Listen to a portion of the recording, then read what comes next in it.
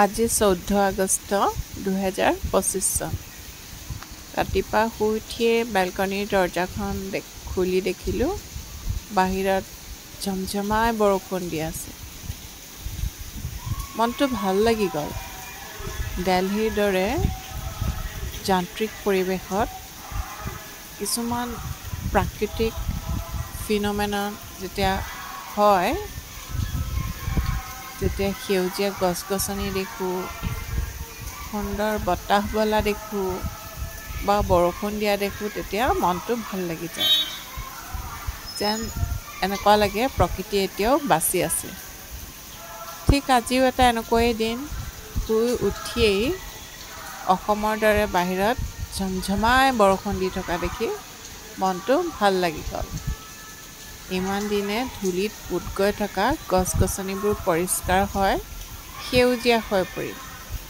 এনেকুৱা লাগিছে যেন কালিলৈ 15 আগষ্ট বুলি আজি গছ-গছনিবোৰে নতুন কাপোৰ কানি পিন্ধি জিলিকি উঠিল।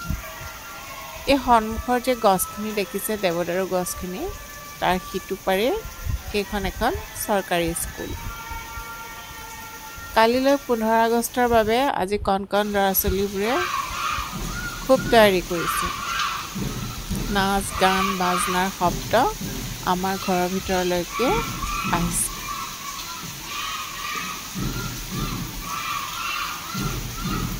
আজিকালিৰ যান্ত্ৰিক পৰিৱেশৰ মাজতো কণ কণ ল'ৰা ছোৱালীবোৰৰ মনত দেশপ্ৰেম দেখি মনটো খুব ভাল লাগি গ'ল। আৰু তাহাঁতক দেখি মোৰ নিজৰ শৈশৱলৈও মনত পৰি গ'ল।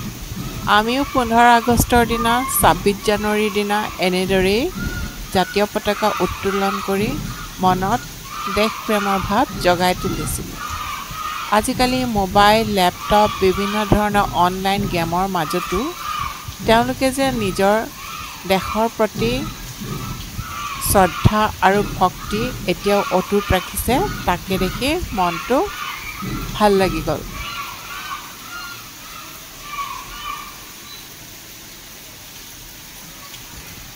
বহুত দেৰি বেলকনিত এনেদৰেই থিয় হৈ সিহঁতৰ কাৰ্যকলাপবোৰ মন কৰি থাকিলোঁ।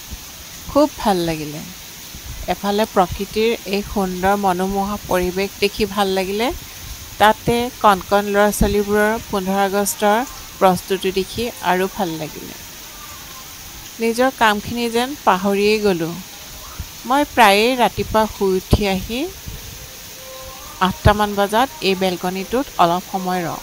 সিহঁতি সদায় ৰাতিপুৱা অন্যান্য প্ৰাৰ্থনাৰ লগত জনগণ মন গোৱালৈকে মই অকণমান সময় ৰৈ দিওঁ। বৰ ভাল লাগে। তাহাঁতক দেখি মোৰ নিজৰ শৈশৱলৈ মনত পৰি যায়।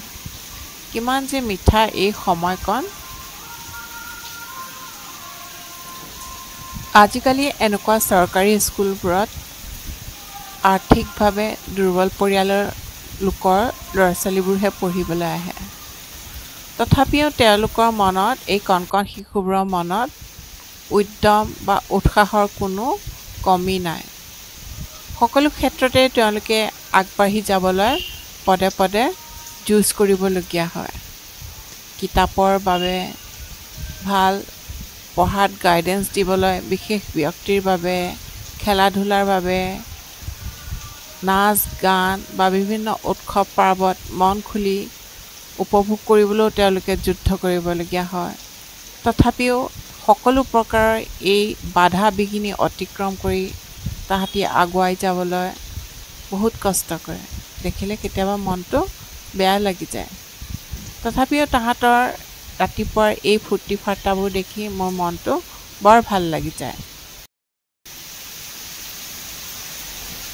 অজানিতে স্বতঃস্ফূৰ্তভাৱে এই কণ কণ ল'ৰা ছোৱালীবোৰৰ বাবে ভগৱানৰ ওচৰত প্ৰাৰ্থনা জনালোঁ, তেওঁলোকে পঢ়ি শুনি ডাঙৰ মানুহ হ'ব পাৰে যেন, আৰু পঢ়ি শুনি ভালদৰে এজন দেশৰ সুনাগৰিক হয়, দেশৰ প্ৰতি তেওঁলোকৰ সকলো প্ৰকাৰৰ দায়িত্ব যেন পালন কৰিব পাৰে, তাৰ বাবে ভগৱানৰ ওচৰত অজানিতে মই প্ৰাৰ্থনা জনাই পেলালোঁ।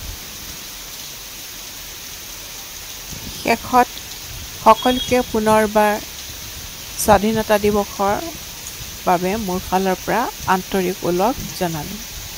জয় হিন্দ।